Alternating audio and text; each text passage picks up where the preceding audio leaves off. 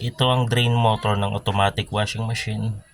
Paano malalaman kung buo o sira ang drain motor?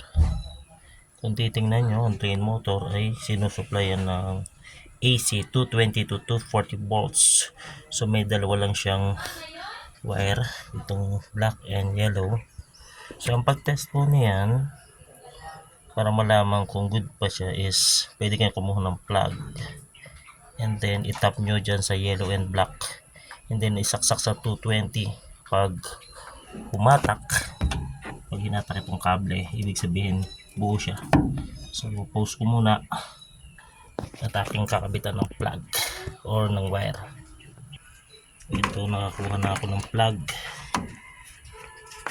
So yan ang sinabi ko kanina, itap natin dito sa black and yellow kasi ano lang naman yan, 220. So unahin ko itong black, and then dun sa isa, sa yellow, medyo magalaw, wala tayong tagahawak. So yan,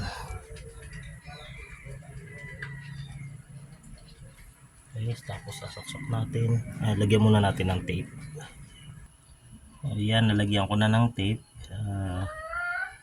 Hindi ko makita yung electrical tape ko, kaya yan muna ginamit ko. So mali yan, pero dapat electrical tape ang gagamitin.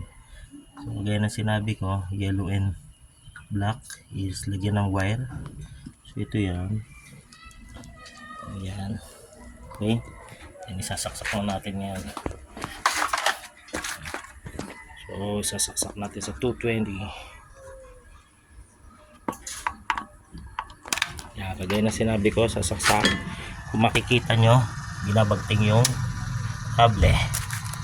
Ayan. So dyan natin malalaman na okay siya. Pag hinugot ko, kita nyo, bibitaw. Ayun, okay. Ganyan lang pag check kung buo o sira ang ating drain motor.